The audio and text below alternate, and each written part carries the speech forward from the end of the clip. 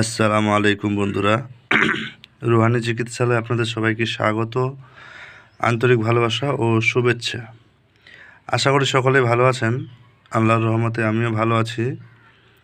তো আজকে আপনাদের জন্য নিয়ে আসছি খুবই গুরুত্বপূর্ণ একটা বিষয়। অনেকেই আমার কাছে ব্যক্তিগতভাবেও চেয়েছেন, তবে কাউকে সেরকমভাবে দেওয়ার সুযোগ হয়নি বা দেওয়ার মধ্যে আসেনি। তবে সবাই যাতে কাজ করতে পারে এমন একটা আমল বা এমন একটা নকশার আমল বা একটা তাবিজাত নিয়ে আসছি, এমন কিছু গুপ্ত নিয়ম নিয়ে আসছি যেটার ফলে আপনার এই সমস্যা থেকে আপনি চিরতরে মুক্তি পাবেন ইনশাআল্লাহ।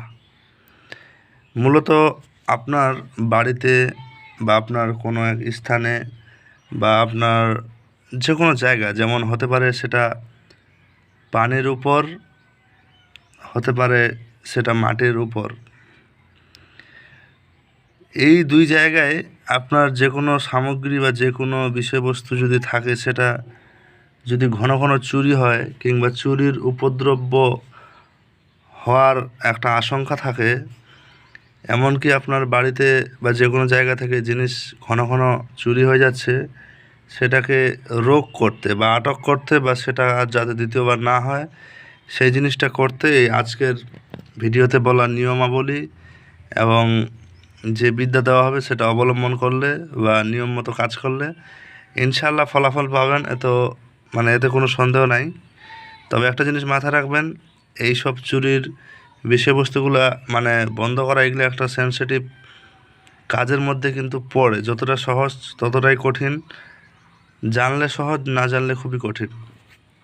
তো এই জন্য আমি আপনাদের মাঝে একটা জিনিস সাজেস্ট করি যে অবশ্যই নিজ দায়িত্বে কিংবা নিজের গুরুর অনুমতিতে এজাজতে আপনারা এই আমল করবেন, এতটুকু আমি আপনাদের প্রতি আশাবাদী। তো চলুন কথা না বাড়িয়ে ভিডিওর মূল অংশে যাওয়া যাক। ভিডিওর মূল অংশে যাওয়ার আগে আপনাদের মাঝে ছোট্ট একটা রিকোয়েস্ট, যদি চ্যানেলটাতে নতুন হয়ে থাকেন অবশ্যই সাবস্ক্রাইব করবেন, আর আপনি যদি আগে থেকে সাবস্ক্রাইব করে থাকেন আপনাকে জানাই অসংখ্য ধন্যবাদ।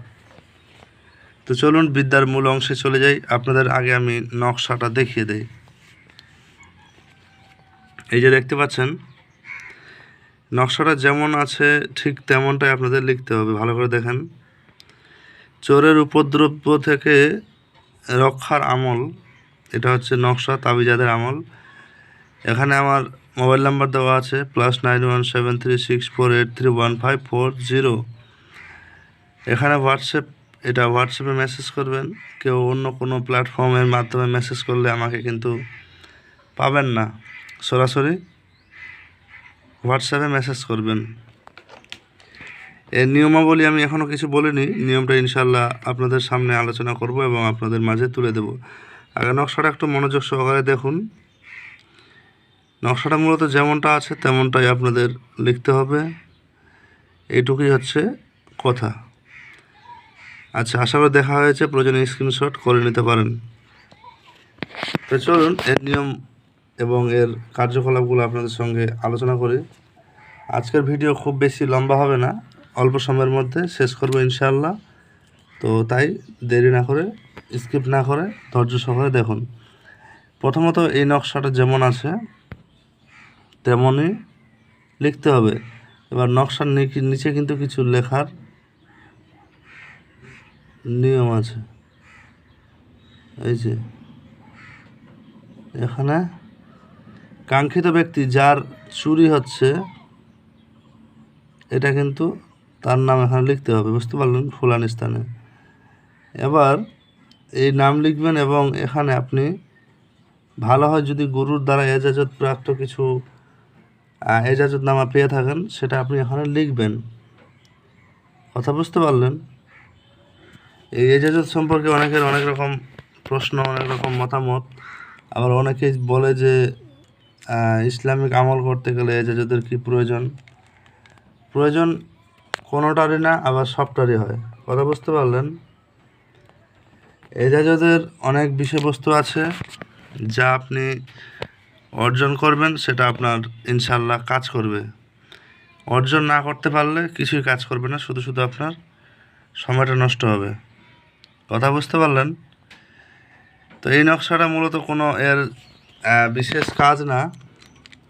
এটা পরপর 101টা আপনি কাগজে লিখবেন, 101টা।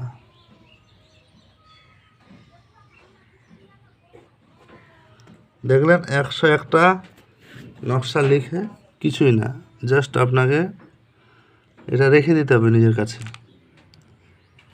101টা যখন পূর্ণ হয়ে যাবে, একদিনেও করতে পারেন, 2 দিনেও করতে পারেন, 3 দিনেও করতে পারেন, আপনার ইচ্ছা। যখন নকশা লিখবেন তখন কিন্তু এই স্থানটা লিখতে হবে না, এটা ফাঁকা থাকবে। কথা বুঝে গেল? এটা ফাঁকা থাকবে, কাজের সময় শুধু এই জায়গাটা পূর্ণ হবে। 101টা লিখলেন, লেখার পর এই সবগুলোই মনে করেন যে পানিতে ফেলতে পারেন, এটা একটা অন্যতম দিক। কিন্তু পানিতে ফেলবেন তার আগে একটা গোপন কাজ আছে, আমি এটা গোপন রাখছি না, বলে দিচ্ছি। এই যে মোমবাতি আছে না, মোমের আগুন মানে মোমবাতিতে আগুন জ্বালিয়ে ওই নকশাগুলোর উপর হালকা করে দিয়ে ওটাকে একটু জমাট বাঁধিয়ে নেবে।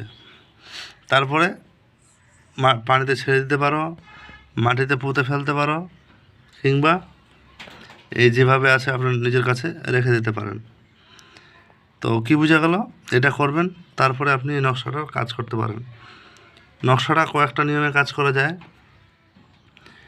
যদি পানির মধ্যে আপনার কোনো বিষয়বস্তু থাকে, অনেকে নৌকা চালায়, নৌকার জিনিসপত্র চুরি হয়ে যায়, ওটা অন্যতম দিক। আমি নৌকার কাজটা বলছি না, যেহেতু আমাদের সচরাচর প্রয়োজন পড়ে না।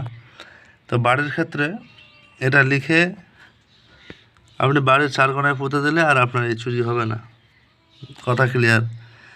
আর আপনার যদি ব্যক্তিগতভাবে কোনো জায়গায় যাচ্ছেন, আপনার কোনো সামান আছে, আপনার কাছে কোনো টাকা পয়সা আছে, সেটার একটা চুরির ভয় আছে, আপনি এটা কবজ করে লিখে নিজের কাছে মানে নিজের শরীরে ধারণ করবেন, আর আপনার চুরি টুরি হবে না ইনশাআল্লাহ।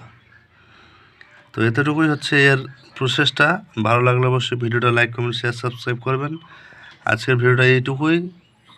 আর আমার জন্য দোয়া করবেন। আমি শারীরিকভাবে একটু অসুবিধার মধ্যে আছি, মানে একটু বৃষ্টিতে ভিজার কারণে আমার একটু গলার আওয়াজ আপনারা বুঝতে পারছেন, একটু ভারী ভারী লাগছে। তো যাই হোক, এমনি আল্লাহর রহমতে ভালোই আছি। তো দেখা হচ্ছে আপনাদের সঙ্গে আগামী ভিডিওতে। ততক্ষণ পর্যন্ত ভালো থাকবেন। আল্লাহ হাফিজ।